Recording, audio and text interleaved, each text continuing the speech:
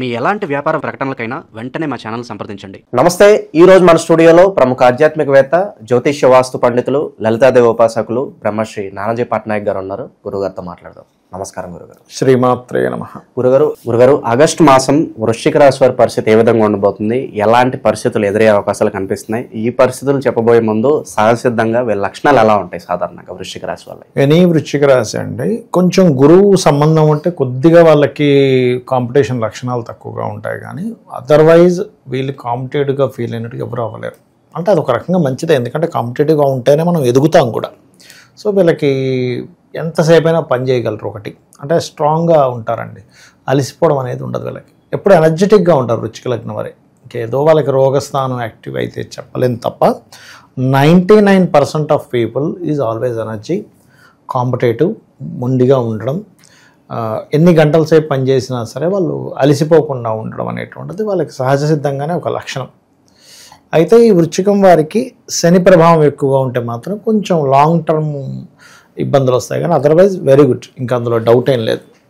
అయితే వీరికి కూడా ఏంటంటే, మనం ఎలా అయితే కుంభం వారికి మనకి షేర్ మార్కెటింగ్ రిలేటెడ్లో యోగం, ఇన్బిల్ట్ యోగం ఉంటుందని చెప్పాను, అలా ఇన్బిల్ట్ యోగం కొంత ఉంటుంది వీళ్ళకి. ఎందుకంటే 2, 5, 8, 11 గురుబుధులు అవుతారు.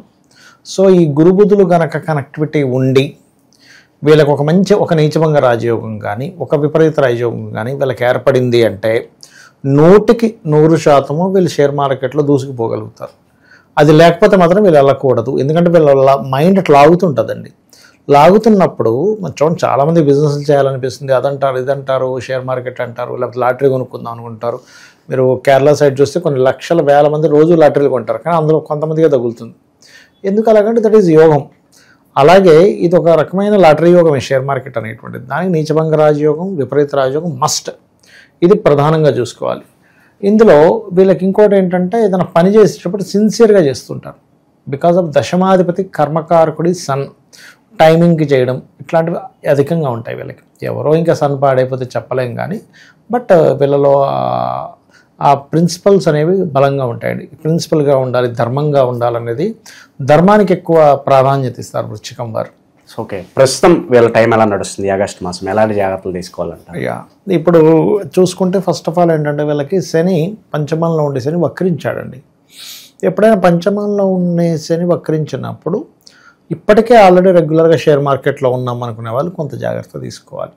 ఎందుకంటే ఆలోచన స్థానంలో ఉన్న శని, ఇక్కడ పాజిటివ్ ఉంది, నెగిటివ్ ఉంది. చెప్పాలంటే ఏమిటా పాజిటివ్ అంటే, వీళ్ళ యొక్క సంతానాన్ని విదేశాలకు పంపించాలనే ప్రయత్నం ఫలిస్తుంది పంచమంలో ఉండే శని వక్రించినందుకు. రెండవది ఏంటంటే, ఇక్కడ నిర్ణయాలు తీసుకునేటప్పుడు, ఏదైనా ఒక ఐడియా, ఒక నిర్ణయం తీసుకునేటప్పుడు మాత్రం చాలా జాగ్రత్తగా ఉండాలి వీళ్ళు.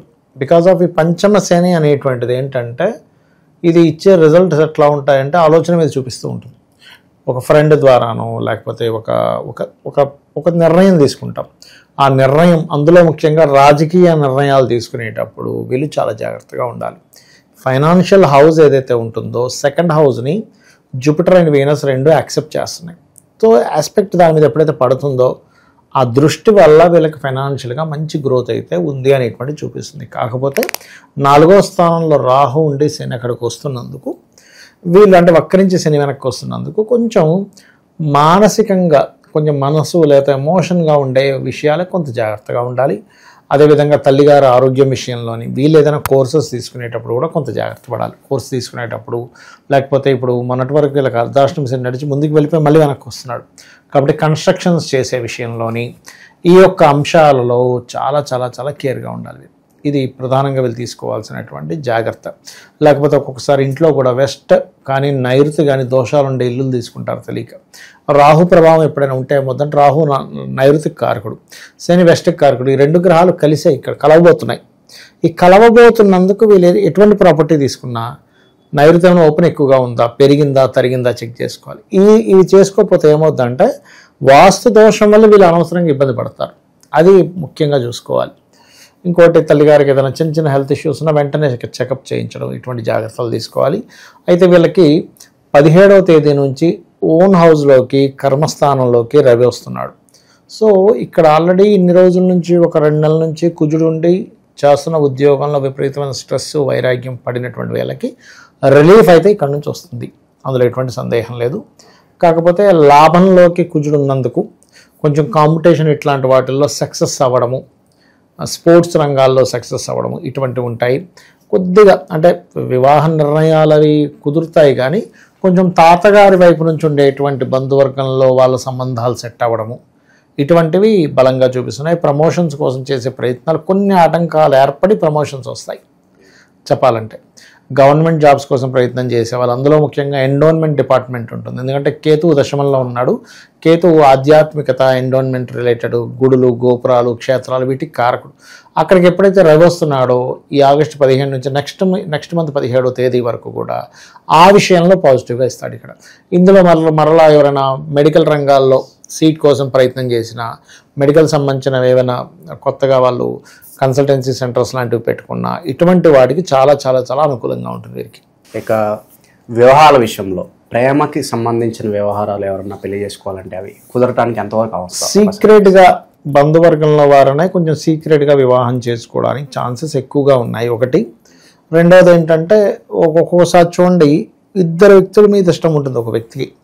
ఇద్దరు వ్యక్తుల మీద ఇష్టం ఉన్నప్పుడు అందులో ఎవరినో ఒకరినో చూజ్ చేసుకోవాల్సిన పరిస్థితి వస్తున్నప్పుడు అవతల వాళ్ళంతటా వాళ్ళగా నేను నీకు వద్దని అనుకోవడం వల్ల ఇంకోళ్ళని ఇమీడియట్లీ పెళ్లి చేసుకోవడం, ఆకస్మికంగా పెళ్ళి జరగడం ఇష్టపడిన వారిలో అట్లా జరిగే ఛాన్సెస్ ఎక్కువగా ఉన్నాయి. అందులో ముఖ్యంగా బంధువర్గంలో వారితో అది ప్రధానంగా తీసుకోవాలి. ఇంకోటి వీళ్ళకి ఇన్సూరెన్సెస్ మూలంగా కూడా కలిసి వస్తుందండి. ఎందుకంటే అష్టమ స్థానం అనేటువంటిది ఇన్సూరెన్స్ స్థానం అంటారు. సో ఇన్సూరెన్సెస్ మూలంగా ఏదైనా ల్యాబ్లో టెస్ట్ సక్సెస్ అవ్వడము, కొన్ని పరీక్షలు సక్సెస్ అవుతాయి, లేదా పిహెచ్డీస్ కోసం చేసే ప్రయత్నాలు సక్సెస్ అవ్వడము ఇటువంటివి వీళ్ళకి బాగున్నాయి ఈ మంత్. సో మాకంటూ కొత్త కొత్త అవకాశాలు రావాలి, మాకంటూ ప్రత్యేక గుర్తింపు రావాలి అనుకున్న వాళ్ళకి ఎలా ఉండబోతుంది? ఖచ్చితంగా గుర్తింపు వస్తుందండి. కాకపోతే 17వ తేదీ రావాలి వీళ్ళకి. ఎందుకంటే గుర్తింపు స్థానము అనేటువంటిది ఏదైతే ఉందో దశమ స్థానం, అక్కడ గుర్తింపునిచ్చే గ్రహాలు రెండు పాజిటివ్గా ఉంటాయి. ఎందుకంటే కేతువు గుర్తింపునిచ్చే గ్రహం అంటే ఇంకా టాప్ లెవెల్, ఇంకా ఇది ఎవరో రీచ్ అవ్వలేరు అనే ఒక పాయింట్ని వీళ్ళు క్రియేట్ చేయగలుగుతారు. దాంతోపాటు సన్ వస్తున్నాడు అక్కడికి. కాకపోతే ఈ గుర్తింపును తెచ్చుకునే క్రమంలో 4లో ఎప్పుడైతే రాహువు శని వక్రించి వస్తున్నాడో కొన్ని నిందలు, మీరు చెయ్యని దానికి నిందపడ్డం అనేటువంటిది జరుగుతుంది వృశ్చికం వారికి. వీళ్ళు అసలు అనలేదు కానీ వీళ్ళ మీద ఒక రకమైనటువంటి మాట పడ్డం, నిందపడ్డం ఇటువంటివి ఉంటాయి. ఇది తొలగాలి అంటే మాత్రం శని రాహు గ్రహాల దగ్గర దీపారాధన చేయడము, నువ్వులు మినుములు దానంగా ఇవ్వడం ఇవి ఎక్కువగా చేస్తూ ఉండాలి వీరు.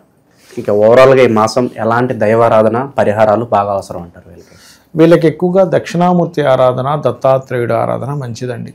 దిగంబర శ్రీ పాదవల్లభ దిగంబర అనే మంత్రం చేసుకోవడం మంచిది. ఇంకోటి వీళ్ళకి సంతానం కోసం ప్రయత్నం చేసే వాళ్ళకి కూడా ఫలిస్తుంది ఈ మంత్రం చెప్పాలంటే.